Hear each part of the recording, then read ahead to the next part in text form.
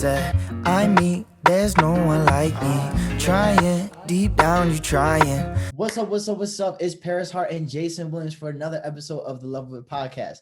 Today we have one of the rawest, most honest, dopest critics in the game. And let's not forget the D's very own Kenneth Williams Jr. I love that intro. Thank you so much. Anytime. So to start off, when did you know that that's the route that you wanted to pursue? I knew like pop culture writing and like cultural commentating, that was the route that I wanted to pursue when I got my first job after grad school. I was working at Michigan State University, and I was just not fulfilled. It was higher education and it was cool. I enjoyed what I did. I was like writing about students and their journeys to success, students of color, but I was like, I'm kind of bored, not with that, but I was bored like overall, and I just wasn't fulfilled, and it wasn't doing what it should have done for me. So I was like, I got to do something else. And I was really frustrated in that job too. Like I was dealing with a lot of racism, a lot of discriminatory practices. And what that job was, I did a lot of writing, but my stuff was taken away from me, my job responsibilities due to some BS. So I was like, well, dang, this is like my bread and butter. Like, how do I sustain this? Like, because this is my passion. So I had a lot of frustrations, and I wrote an article and pitched it to Blavity, where I'm a writer right now, and they picked it up, and then it's kind of been like history ever since. So I'm really grateful for the opportunity. Yeah, you're definitely living like the history in the making. It seems like you graduate, you just been on. You've been, Blavity. You worked with Forbes. You're just meeting all these celebrities who literally know you. Like you are a part of the industry.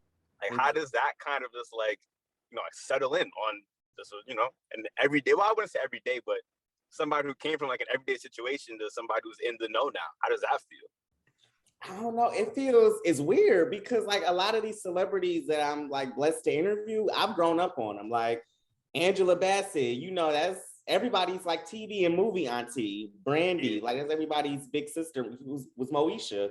So like when I get to talk to these people, it still feels surreal because like I'm always about nourishing my inner child, and just like really, I don't know. What I mean by that is like, I'm always really I'm on a journey of healing. I'm always trying to heal, whatever I do. And I'm always reflecting on my past and whatnot. So when I talk to these people, I'm like, dang, like I was talking to Brandy a few weeks ago for the interview. And I was like, you don't even know what you did for me when I was a kid, when you played Moesha, when your character was studying journalism. That pushed me to study journalism in my real life. So it just feels surreal. And I'm grateful, like when these people, when they are just so kind and when some of them recognize my work, and that's what I'm really grateful for. So yeah, it's surreal. I don't think it's hit me yet, but sometimes it's like, dang, like you really do this in real life. So I'm just grateful. Yeah, and we're grateful for you and everything that you do. Because going through your trials and tribulations, anyone could take the route of saying, like, I didn't have it. People were mean to me. People were racist. People were, how bad the world could be. And for you to just turn the other way and say, you know what, I'm going to be better than that. I'm just going to be positivity. That's a big up to you. Thank you. Thank you so much. I appreciate that. Anytime. Yeah. And with that being said, how a lot of reporters out there and a lot of critics will say, oh, like this is happening for clickbait or that's for happening or bring unnecessary drama. But with your work, it's a lot of positivity. So what keeps you in that state of mind of, I'm just going to make sure that no matter what's happening in the world, it's going to be a good message that's being sent? Well, because that's how I am in real life. Like outside of the computer screen, like I love to affirm people. You can ask any one of my friends. Like I'm the friend that's gonna like hype you up, uplift you. I want you to feel like the baddest. You know what I'm saying? Like I want you to just I want everybody to feel special. I want everybody to feel like they're that one, because you are that one. You know what I'm saying? You beautiful, you vibrant. And that's what I really try to put in my writing. I really want people to read my pieces and to just feel like some happiness and to feel some light and positivity, because there's so much negativity going on in the world. And all of that negativity is written about too, and it can get really, traumatizing. Like if you reading that nonstop, and we're a social media generation too, so people are always reading their phone or reading these articles on their phones or tablets or computers. So I'm just like, I want to contribute something nice, while I have this platform, because Positivity, that's what I'm all about. So and I'm about being real too, but I'm about positivity first and foremost. Yeah, no, I felt that 100%. Because the way that I'm starting to use my social media now is a lot different from.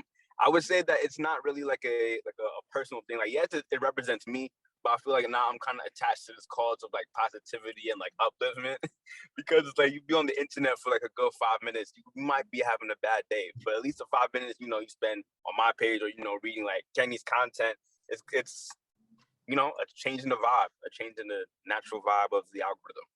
Yes, because like the shit can get depressing. Like, let's just be real. Like, there's so many people who, like how you said clickbait earlier in the conversation, it's a lot of people who thrive off of that just to see how many likes they can get or how many comments they can get or how to rile people up. It's like, no, leave that mean shit at the door. We're all about positivity over here. So leave that shit at the door. Yeah. What's one lesson that you've taken away from just being in your field, in your career? I would say one lesson is that I've taken away. I would have to say that everybody is not gonna like what I write, and that's cool. At first, it hit me a little bit because I'm like, can I share a story to give a little bit of context? Yeah, it's about you today, yo. So when I was contributing to Blavity, when I was first in that journey, I was still in my higher education job. And one article I wrote, it was about Lizzo and fat phobia. And I felt like people were being really mean to her in the comments and just being really like, just fat phobic. So I thought it was a great article. I thought it was fabulous. I was like, this is sweet. I did that, my pen was on fire. I'm like, okay, this is sweet. So then people in the comments, they were going off. Like they was going the F off. It was crazy. Like people, they were tagging me in comments, dissecting my physical appearance, just saying really nasty things. And I was like, dang, and that shit like hurt my feelings. You know what I'm saying? And I'm like, dang, okay, what did I do to you? And that taught me, while it was horrible, but that taught me a really good, important lesson that everybody's just not gonna like your stuff. And everybody shouldn't, you shouldn't expect people to like you shouldn't expect everybody to like your stuff.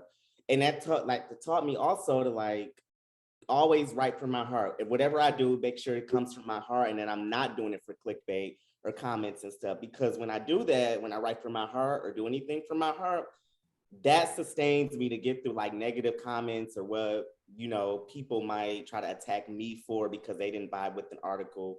And that also helped me, or it continues to help me see like different perspectives and opinions. Because I don't want everybody to think the same as me. You know what I'm saying? Like maybe people don't like to wear orange turtlenecks. I don't know. But I have on that right now for people who are listening.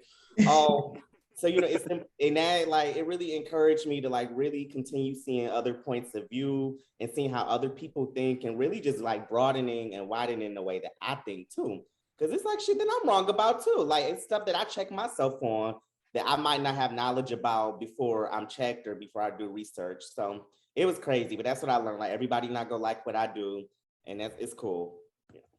Dang, I got a big up to you though, because there's so much negativity and so many negative comments. But at the end of the day, when you're doing good and you're posting great stories, I know that there's people like me. I might not comment on all your posts, but I'll sit there and I'll be like, yes, thank you so much for reporting about that. Thank you for talking about something that's good. And it's like, I know there's a lot of people out there that feel the same way, who maybe might be too shy or something might be happening in their life where they don't feel comfortable. But I know like with that positivity, that is a blessing and we're thankful for it. Thank you. Yeah, it can definitely keep it going. I feel like, especially in terms of like consistency, it's really hard to be like fake and consistent at the same time. Like you can't do something every day and fake the funk. Like, like that's why it just goes to show that you are truly a consistently positive person. Like you said that it comes from your regular life just being positive, and I'll say big ups to that. When it comes to being positive, like around your daily life, what's something that your friends do or like you do yourself to just kind of keep you grounded and like outside the negative loop of things? I would say some things that I do. I'm big on affirmations. I actually just made a vision board with my sister last night. So So I'm big on like affirmations. I'm big on like putting things around my environment that I can look at that really inspire me. I'm big on consuming content that inspires me and uplifts me. Because I feel like, well, I have this "What Would Beyonce Do" on my desk. Hey, Hey. Like, and I'm just big shout on out to that. the queen. Yeah, shout out to Queen B. I love her so much. I'm big on like having things around me that inspire me and remind me, like, hey, this is why you do what you do. This is why what you do is important. And me and my friends, like, we uplift each other a lot, like whether it's in a group chat, whether it's a phone call. And we don't just uplift each other when like one of us is going through something. It's like on a regular, it'll be a random Tuesday night or whatever, or Wednesday morning, we'd be like, hey, I'm so proud of you, keep killing shit.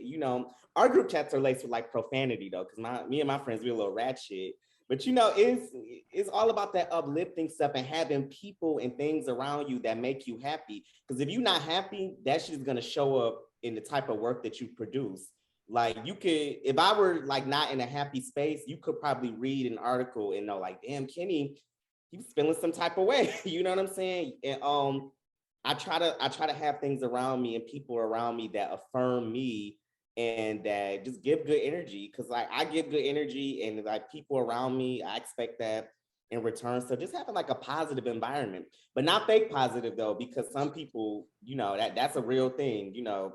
It could be the world could be crumbling around you, and you might have a friend that's like, oh, it's okay. You still like, it's okay. It'll be okay. Like, girl, no, the house is crumbling. Like, no, it's not. You know what I'm saying? So I believe in being realistic, but with positivity always at the forefront, if that makes sense. Yeah, it's kind of like you're being as realistic as possible with a bias towards the positive side of reality. Yes. Yeah. Like, we gonna keep it real, but we just gonna be positive about it. But I ain't gonna lie to you. You know what I'm saying? So, yeah. Yeah, like I'm keeping real. You really messing up, but we can fix that. We can work with it. Yes. Yes.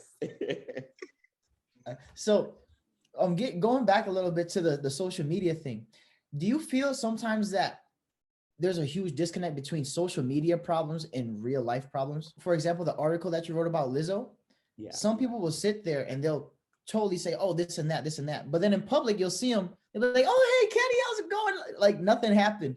So like, how do you feel about people sometimes going out of their way for negativity on social media, and then in real life, it's something that they're just cool with? Yeah, like is controversy just for the internet? Essentially.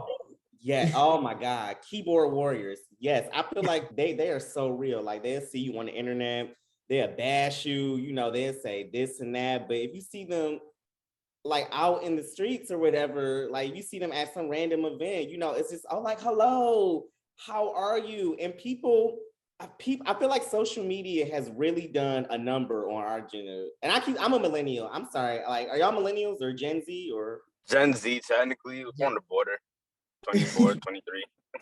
Okay, so me, like, I'm a millennial. I'm 27, and like, we had the Twitter and shit like that, growing up, MySpace in its heyday and shit. So I feel like social media has done a number on people in my age group, and people to the point where people don't know who they are. Like, if you hate me on Instagram, if you are tagging me in these horrendous posts saying, these nasty things about me, stand firm in that. You know what I'm saying? Don't try to be my best friend in public. So I think, did I answer it right? Like, I feel like, yeah, people don't know who they are on and off social media. And I think that contributes to people just being fake, like people just not knowing how to conduct themselves or not knowing how to stand in their truth. Because like Cardi B said, like, once it's up, it's stuck. I'm a forgiving person, but listen, what you said on Instagram, let's keep it in real person. If you block me on Instagram, pretend like I'm blocked in real life. So yeah. I feel that. Steering conversation or change the topic a little bit, right? So we know that right now that you're in journalism, you're in the entertainment field, right? Mm-hmm. Down the line, because everybody has aspirations and goals, which we're working towards. What is something that you're looking forward to doing in your career? What's something you're envisioning in like your pathway of success? Or at least, what you're doing right now? So my dream is to have my own talk show. I want my own talk show, and I want my own talk show because I have a lot of fun doing like the interviews that I do, like that are live, like on the on-air interviews that I do, and those are so fun to me. But I want them on a broader scale, and I want my talk show to really empower and affirm people on like a huge ass platform, like how Oprah did when she had her platform, how Tyra Banks did. You know what I'm saying? Because I feel like going back to earlier in the conversation, it's just so much negativity out there, and it's so easy to consume it. It's so easy to let it consume you, and it's so easy to let people and things get in your head and just affect the way you see yourself.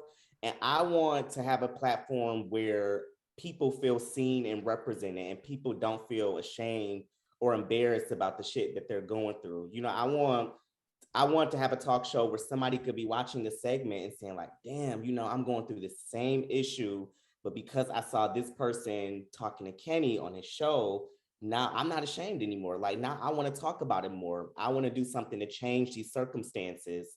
You know what I'm saying? Like I'm all about empowering people to be their very best selves. And I think that storytelling is the best way to do that.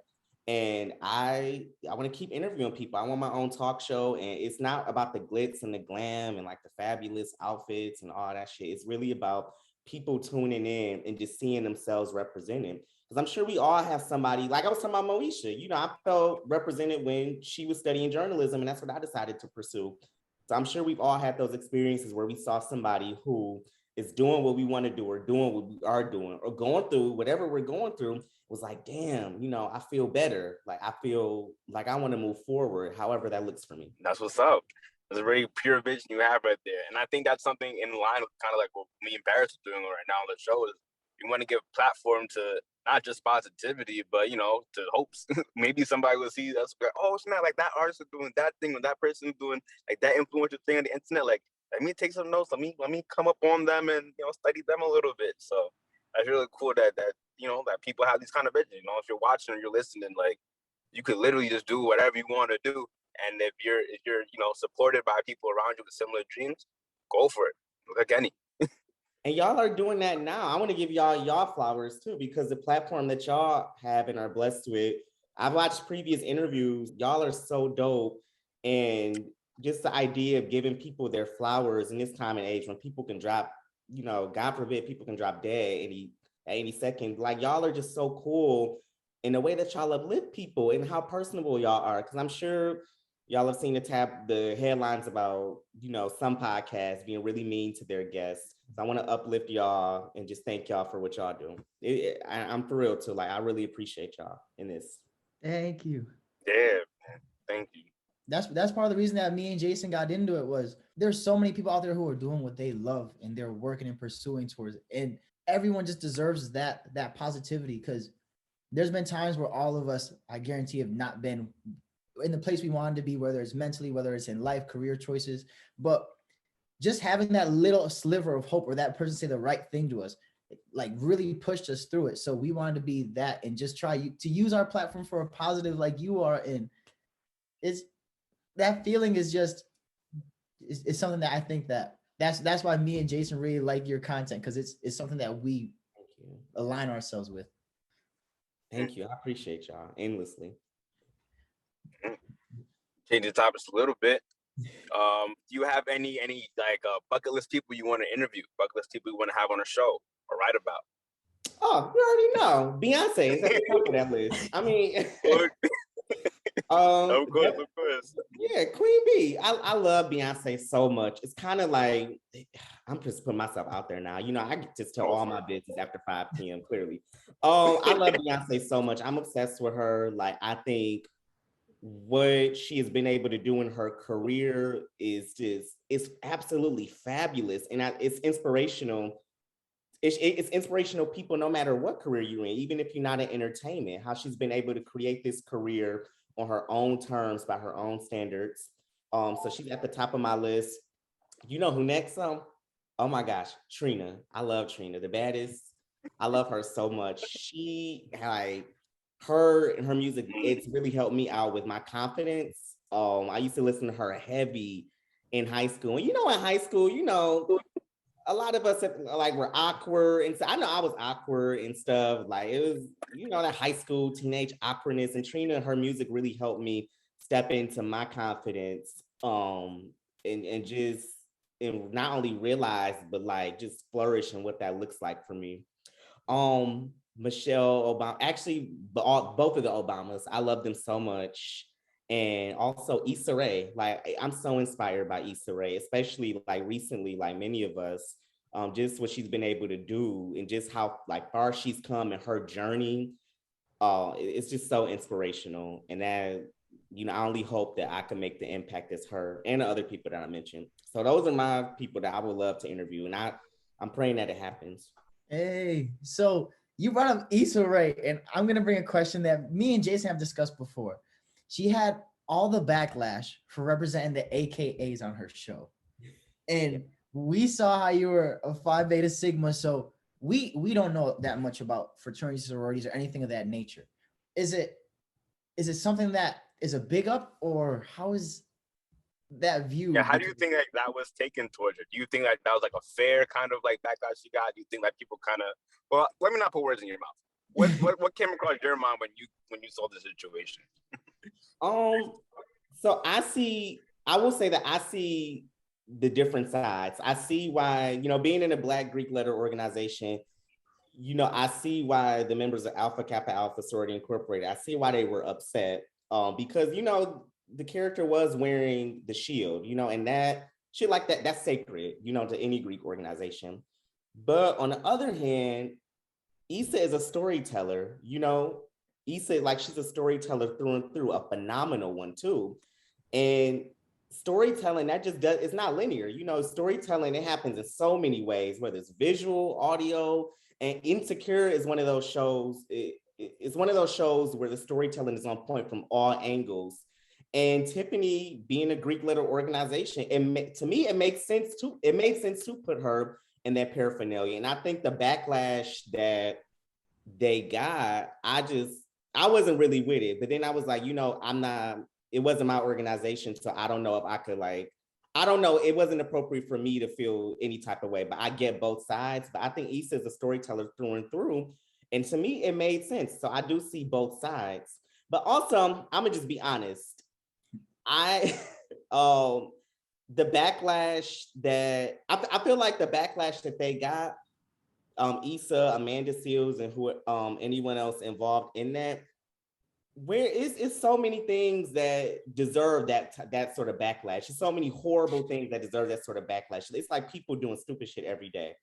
That wasn't stupid. That's storytelling. Storytelling isn't stupid. But I'm saying, I guess I say that to say, I ramble a lot. I say that to say that energy exerted towards like trying to shame Issa or trying to like bash Issa and her team, where was that backlash when people were like tweeting and doing stupid stuff? You know what I'm saying? Like, it's so many people who do stupid stuff, and I ain't gonna name them because I ain't gonna give them a platform, but you get what I'm saying? Like, people pick and choose their battles, and I felt like that was just like, okay, people could have chilled with that and just, use that towards somebody who actually deserves it. So that's all I'm gonna say. Yeah. I feel like she's really good at creating like the realism of the worlds that she makes like on the shows. Like, okay, like I really feel like I'm there. And, she's really gonna represent some things that are part of, the black culture in America. And that's just one of those things. And I also understand how it's just like, okay, you're representing a black culture in America, but are you part of that culture too? It's a real dicey game. And I feel like with stuff like that is knowing that nobody could win. But that doesn't mean that there isn't art present. Yeah, and it's like, my thing is too, both can be true. Like, I feel like when people look at things like this, is automatically like, well, which side is right or which side do we go with? But like, both can be true. Like Issa, she's a storyteller, and like she brought people in to love Insecure through her fabulous storytelling, and that happens to include that cardigan, that AKA cardigan. But also, I see why members of AKA are mad too. Like that's very valid. So I agree with you. Well, thank you for answering our hardest question on the show ever. I feel like it's not that you even gave a correct answer. I just feel like your answer is just so wholesome and just I just I like it.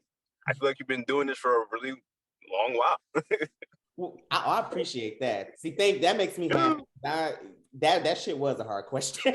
I'm sorry. A little bit. Sorry. No, it's okay. Like, this is an amazing question. You know what it is? Like, I was talking about keyboard warriors earlier. Like, a lot of people, it goes back to that social media question that Paris had posed earlier. Like, I feel like a lot of people, if we didn't have Twitter or Instagram or any of this social media shit, I wonder with the type of vitriol or the backlash, would it be as strong as it was? You know what I'm saying? Because a lot of people just like to get on Twitter and just because they can say the most heinous things, or just like, you know, these clever phrases and clever words, whatever's going to get them a retweet or a like or a reshare. So I think that has a lot to do with it too. Like, social media, it just induces a lot of confidence, like kind of like drinking. You know what I'm saying? Like, shit you wouldn't do had you not been under the influence of alcohol. Like, social media is an influence too. So yeah, people, they be saying crazy stuff on social media just because they can. Oh man, people be overdosing on the internet. Need to relax. You can cut yourself off. Yes, exactly.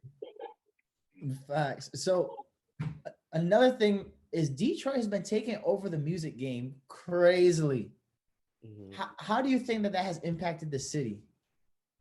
Oh man, it's like, so what I love about my city is we have our own culture. Like, we really have our own culture. We got our own celebrities. Cashed Out actually said that my favorite rapper, she's from Detroit as well. She said that on her Instagram story, I think a few days ago, we got our own culture, we got our own celebrities, and that's so true. It's impacted the city in a way where it's like it confirmed or reaffirmed what we already knew, you know. And I don't say this to sound arrogant or whatnot, but you know, we knew we were the shit as a city beforehand, like in the entertainment game, whether it's music, like being creatives or whatever it may be. And the fact that like people are starting to catch on to that, like the rest of the world is trying to catch on to that, it just reconfirmed that, you know, it's so much talent in this city. And I'm happy that the rest of the world is catching on, because it's so much brilliance in this city, in every aspect, entertainment, fashion, whatever you may call it.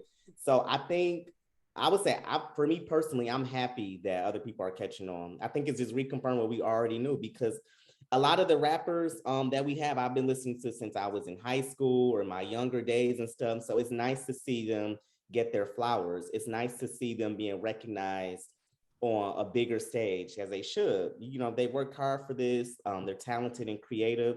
So I'm geeked. So I think it's just, you know, like I said before, it's just affirmed, well, you know, we already knew, like, there is talent in the city, and I'm happy to see it continue. I'm happy to see that spotlight continue to get bigger on that talent. I'm gonna circle back a little bit. We were talking about, you know, keyboard warriors, people on the internet, and you are a content creator, and you know you have to curate your content when it comes to writing the articles. Do you have in mind, like, okay, somebody could definitely spin this in a negative way, or, you know, like how much consideration do you give to the possibility of people twisting up your words while you're writing? Child, I could say the sky is blue when people say I am bashing all people who love the sky. I used to care about, people are weird like that. Like, I used to care about that when I first started writing, but then I was like, you know, it's taken away from me too, because I don't want to be like restricted in that way. Like, every word or sentence I'm writing, like, dang, you know, this is gonna happen. Not this. I like, dang, every other word or sentence I write, like, dang, you know, what are people gonna think? You know, I will say when I write, I am conscious of, you know, not offending anybody intentionally, not being just nasty or mean. But, you know, people are gonna hate you, people are gonna love you. Like, there was one article I wrote about respectability politics. It was at the end of 2020 in December. It was like about this brunch place in Dallas. The guy, he was really nasty to the black. I'm sure y'all saw the video. Like, he was really nasty to the black women. Yeah, when they were trying to have fun. Yeah, they was trying to have fun. He kicked them out. It was just very nasty. So I wrote about respectability politics and how they don't respect black women. And people were saying I was man hating, and I'm like, okay, and that's interesting. That's really interesting. People say I was man hating. I was like causing a division between black men and black women. People said it was poorly researched. There was one article I wrote about Tory Lanez, you know, in an incident with Megan Thee Stallion. And I wrote about, it was titled, Imagine a World Where Black Women Are Respected, because I was like, all of us, I was pissed off. Like, no, you don't respect Black women. You just did this horrible incident. And the Tory Lane stands, I don't know what he calls his fan club. They came after me, my DMs. They was talking about my hairline. They was talking about just what somebody said I write like a fourth grader and I'm not gonna get far. Like they were saying like some nasty things. So I like pose those examples to say like, you know, people, like I was saying earlier, people are gonna like what you do, people are gonna love what you do, and people are gonna hate what you do, people not go vibe with it, whatever. But as long as it's coming from the heart, that's all that matters. Because I know that my heart was in a good place writing these articles, and I know that they did resonate with a lot of people. And the people that they were supposed to resonate with, they did. Because if you are a person who doesn't believe that Black women should be respected, you know, you're not supposed to read my shit anyway. You know what I'm saying? I don't want you to read my shit. You know what I'm saying? Like we wouldn't even have a conversation in real life. So that's how I feel. Like I'm always conscious about not offending anybody. Especially like, cause I'm a gay Black man. So, you know, I'm in a place where I'm offended quite frequently. Or discriminated against. So I'm always trying to make sure that I'm respectful of people and cultures and just everybody intentionally when I write. You speak to a truth, because if you're making content for specific people, it's kind of like cooking, kind of like baking something, right? You're gonna chop up the food, whatever. You're gonna make some mess along the way. You gotta throw out the mess. You know, people, hey, the kitchen's dirty, but okay, but look at this pie. Oh, you didn't want the pie? You want to complain about then the pie's not for you. Exactly. People want the pie, they won't get that pie. Yeah, like go, it's another pie. Like it's probably a fabulous pie that you can go and eat or taste or whatever at a different bakery far away from mine. You know what I'm saying? Go fuck with them. Like let me enjoy my pie and let the people who enjoy my pie enjoy it too. Go get your own pie. So yeah. Something else that I gotta say is you've really, really got to where you are. I want to say fast, because to be not only a critic, but to be put on the platforms that you've been on, you did it quickly. So if there's someone out there that really wants to get in the same field as you and wants to pursue it, what's something that you would tell them in their journeys? And thank you for saying that. I appreciate that. I would tell them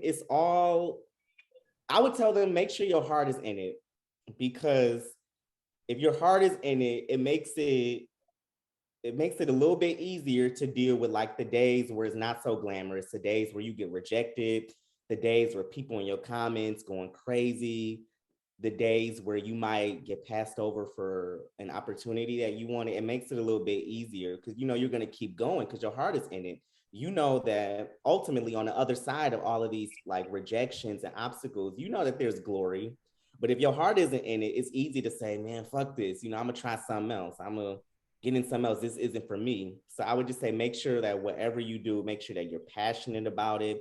Make sure your heart is in it and make sure it's something that you really want to do. And also even going off of that, if you change your mind and you realize that this isn't what you want to do, that's okay too. You know, and because that's staying true to your heart and yourself as well too, because you are acknowledging what you want to do and who you are. So just like listening to your heart and staying true to it, I would say, because it's hard. It is. Well, yo, thank you for coming out and sharing so much of yourself with us today on the show. Thank y'all. It's been great Where, having you. where can people, for our listeners out there that are really enjoying what you're saying and want to follow you, where can they reach you at on social media? Yes. Y'all could reach me at on Instagram at Kenny Yante. And yes, it's like Beyonce, because that's my idol, but it's spelled KENNYONCE. And that's where I post all of my content, my interviews, my articles, and you'll get to see a little bit about my personal life that I share. So I would love to connect with people and like reach out. If you reach out, if I can help you in any way or anybody in any way, please reach out and let me know how I can help you out, because that's how all of what I've been able to do is because of other people. Like everybody like glamorizes this whole, okay, you know, I got it out the mud, I'm doing it on my own. That shit not cute. You know what I'm saying? Because first of all, it's hard as hell. It's just not cute getting it out the mud. And all these opportunities that I've had, they've been because of wonderful editors, wonderful writers, wonderful publicists. So if I can help out anyway, let me know. That. And Thank you. Thank you for being a part of the show. Thank you guys. Paris and Jason, y'all are the truth. This is the funnest podcast, the funnest interview that I've ever been in. And y'all don't know how much this has been a highlight of my week. I really appreciate this. Hey, anytime. You deserve it. How's it going, y'all? This is Kenny, also known as Kenny Yance, and you're tuned into the Love of It podcast with the greatest hosts, Paris and Jason.